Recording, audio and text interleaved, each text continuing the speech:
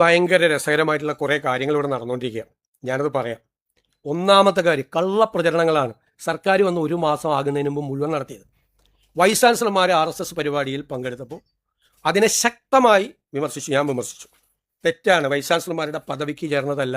സംഘപരിവാറിൻ്റെ ഒരു പ്രധാനപ്പെട്ട സംഘടനയുടെ പരിപാടിയിൽ പോയി പങ്കെടുത്ത് ഞാൻ വിമർശിച്ചു. വിമർശനം മാത്രം പോരാ എന്ന് പറഞ്ഞ് പ്രതിപക്ഷ നേതാവ് പത്രസമ്മേളനം നടത്തി. ആ പ്രതിപക്ഷ നേതാവ് മുഖ്യമന്ത്രിയായിരുന്ന സമയത്ത് കേരളത്തിലെ 4 വൈസ് ചാൻസലർമാർ RSS പരിപാടിയിൽ പങ്കെടുത്തു. അത് തെറ്റാണെന്ന് പോലും അദ്ദേഹം മുഖ്യമന്ത്രിയായിരുന്നപ്പോൾ പറഞ്ഞിട്ടില്ല. തെറ്റാണെന്ന് പറഞ്ഞിട്ടില്ല. നിങ്ങളൊന്ന് ആലോചിച്ച് നോക്കിയേ. അദ്ദേഹം മുഖ്യമന്ത്രിയായിരുന്നപ്പോൾ 4 വൈസ് ചാൻസലർമാർ RSS പരിപാടിയിൽ പങ്കെടുത്തിട്ട് അത് തെറ്റ്, ഞാൻ പറഞ്ഞതുപോലെ ആശയപരമായിട്ടുള്ള കടുത്ത അഭിപ്രായ വ്യത്യാസം പ്രകടിപ്പിച്ച് ഗുരുതരമായ തെറ്റാണ് എന്ന് ഞാൻ പറഞ്ഞപ്പോൾ എന്നെ വിമർശിക്കുകയാണ്. അന്ന് ഒരക്ഷരം വേണ്ടിയിട്ടില്ല ഇന്നത്തെ പ്രതിപക്ഷ നേതാവ്, അന്നത്തെ മുഖ്യമന്ത്രി. മാത്രമല്ല അന്നത്തെ ഉന്നത വിദ്യാഭ്യാസ മന്ത്രി അതിനെ ന്യായീകരിച്ചു. ഒരു പരിപാടിയിൽ വൈസ് ചാൻസലർമാർ പോകുന്നതിൽ തെറ്റില്ല എന്ന് പറഞ്ഞു. അതിലൊരു വൈസ് ചാൻസലർ CPM അനുഭാവിയായിട്ടുള്ള ഒരാളായിരുന്നു. CPM സംഘടനയുടെ നേതാവായിരുന്ന ഒരാൾ ആ വൈസ് ചാൻസലർമാരുടെ കൂട്ടത്തിലുണ്ടായിരുന്നു RSS പരിപാടിയിൽ പങ്കെടുത്തത്. അതിനെ വിമർശിച്ചില്ല എന്നും മാത്രമല്ല അതിനെ ന്യായീകരിക്കുകയും ഒരു തെറ്റുമില്ല എന്ന് ഉന്നത വിദ്യാഭ്യാസ മന്ത്രി പറഞ്ഞു. ഇത്ര പെട്ടെന്ന് ഒന്നും മറന്നുപോകരുത്. എന്നിട്ട് ഞങ്ങൾക്കെതിരായിട്ട് വ്യാപകമായ പ്രചരണം, വൈസ് ചാൻസലർമാർക്കെതിരായിട്ട് നടപടിയെടുക്കാൻ എന്താണ് ഗവൺമെന്റിന്റെ അധികാരം നമുക്കറിയാലോ. അതൊക്കെ നമുക്ക് ചർച്ച ചെയ്യും. നിയമങ്ങൾ കൊണ്ടുവരണം മഞ്ഞം. എന്തെല്ലാം കള്ളപ്രചരണം നടക്കുന്നത്. ഇതൊരു കള്ളപ്രചരണം. രണ്ടാമത്തത് എന്താണ്, തൂഫാൻ പരിപാടിക്ക് നേതൃത്വം കൊടുക്കുന്ന ആഭ്യന്തരമന്ത്രിയുടെ സ്റ്റാഫിൽ വീട്ടിൽ നിന്ന് കഞ്ചാവ് പിടിച്ച ഒരാളെ സ്റ്റാഫാക്കി. പച്ചക്കള്ളല്ലേ പ്രചരിപ്പിച്ചത്. അങ്ങനത്തെ ഒരാളെ സ്റ്റാഫിനെ വെച്ചിട്ടില്ല.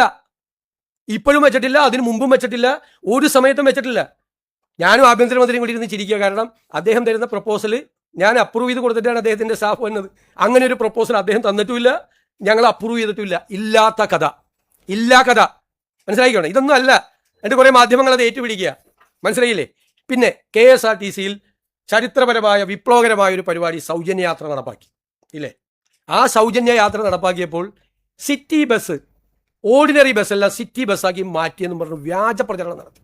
ഒറ്റ ബസ് പോലും ഓർഡിനറി ബസ്, സിറ്റി ഫാസ്റ്റ് ആക്കിയിട്ടില്ല. സിറ്റി ഫാസ്റ്റ് ഇപ്പോൾ പല സൗകര്യത്തിനും വേണ്ടി തിരുവനന്തപുരത്ത് ഓർഡിനറി ആക്കിക്കൊണ്ടിരിക്കുക. സിറ്റി ഫാസ്റ്റ് കള്ളപ്രചരണം, അതിൻ്റെ ഗ്രേസ് കളയാൻ വേണ്ടി കേരളത്തിൽ സ്ത്രീകൾക്ക് വേണ്ടി നടപ്പാക്കിയ ഒരു വിപ്ലവകരമായ പദ്ധതിയുടെ ഗ്രേസ് കളയാൻ വേണ്ടി പച്ചക്കള്ളം പ്രചരിപ്പിച്ചു. പച്ചക്കള്ളം. ഓർഡിനറി ബസ് കുറയ്ക്കാൻ വേണ്ടിയിട്ട്, നമ്പർ കുറയ്ക്കാൻ വേണ്ടി. ഇന്നലെ കണക്ക് വന്നല്ലോ, എത്ര ലക്ഷം പേരാണ് അതിൽ യാത്ര ചെയ്തതെന്ന്. ആവേശഭരിതരായി.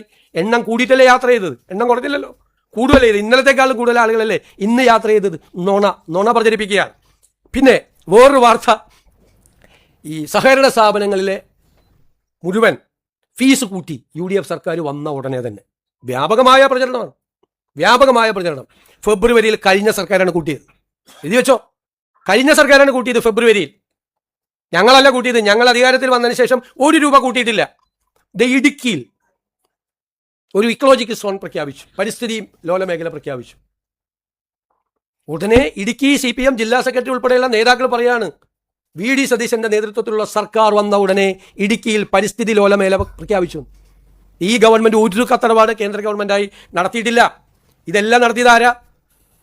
2021-12-2024 കേന്ദ്ര സർക്കാർ കേന്ദ്ര വനം പരിസ്ഥിതി വകുപ്പിന് സമർപ്പിച്ചിരുന്നു ഈ റിപ്പോർട്ട്.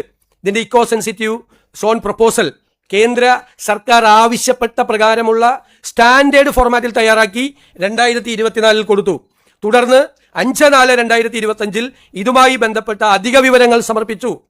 അതിനുശേഷം ഈ സംരക്ഷിത വനപ്രദേശങ്ങളുടെ ഈ സെറ്റ് പ്രപ്പോസൽ ഉൾപ്പെടുന്നില്ല എന്ന് ചെറിയ സ്ഥലങ്ങൾ അധിക വിവരം വീണ്ടും കൊടുത്തു. തുടർന്ന് പ്രസ്തുത പ്രപ്പോസൽ സംബന്ധിച്ച് wild life institute of India ആവശ്യപ്പെട്ട പ്രകാരമുള്ള അധിക വിവരങ്ങൾ കൂടി വിശദമാക്കി പുതുക്കിയ ഇക്കോ സെൻസിറ്റീവ് സോൺ പ്രപ്പോസൽ കേന്ദ്ര സർക്കാരിന് 13/10/2025 സമർപ്പിച്ചിരുന്നു. അതനുസരിച്ചിട്ടാണ് പ്രപ്പോസൽ പ്രകാരം ഇരവികുളം, ചിന്നാർ, കുറിഞ്ഞിമല, ആനമുടി ഷോല, പാമ്പാടും ഷോല എന്നീ സംരക്ഷിത പ്രദേശങ്ങളുടെ കരട് ഇക്കോ സെൻസിറ്റീവ് സോൺ വിജ്ഞാപനം കേന്ദ്ര സർക്കാർ 2/6/2026 പ്രസിദ്ധീകരിച്ചത്.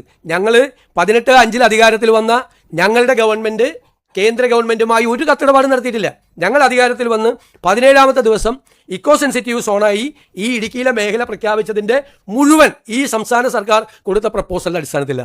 എന്നിട്ട് പത്രസമ്മേളനം നടത്തി പറയാണ് ഞാൻ മുഖ്യമന്ത്രിയായപ്പോഴാണ് ഇത് സംഭവിച്ചത്. നുണ പ്രചരണങ്ങളാണ് ഈ. ഞങ്ങൾ 1 മാസം തികഞ്ഞിട്ടില്ല, 1 ഡസനാണ് റേഷൻ വിതരണം മുഴുവൻ സ്തംഭിച്ചു. എവിടെ റേഷൻ വിതരണം സ്തംഭിച്ചത്? ഒരു സ്റ്റാറ്റ്യൂട്ടറി റേഷന്റെ 1 ഗ്രാം അരി ഒരു സ്ഥലത്തും കുറച്ചു കൊടുത്തിട്ടില്ല. കേന്ദ്ര ഗവൺമെന്റ് ചില സമയത്ത് 3 മാസം കൂടുതൽ അരി കൊടുക്കാൻ പറയും. ആ 3 മാസം അരി കൂടുതൽ കൊടുത്തു. അതിന് പിന്നീട് കേന്ദ്ര ഗവൺമെന്റിന്റെ നിർദ്ദേശം വന്നാൽ കൂടുതൽ അരി കൊടുക്കും. പിന്നെ ഇനി നമ്മൾ ഈ ടൈഡ് ഓവറായി വരുന്ന അരിയുണ്ട്, അതായത് വിൽക്കപ്പെടാതെ പോകുന്ന അരി, അധികമായി കിട്ടുന്ന അരി, അത് നമ്മൾ ശേഖരിച്ച് വെക്കും. എപ്പോഴാണ് ശേഖരിച്ച് വെക്കണം? ഓണക്കാലത്ത് എല്ലാവർക്കും കൂടി കൊടുക്കാൻ വേണ്ടിയിട്ട് അത് ശേഖരിച്ച് വെക്കും.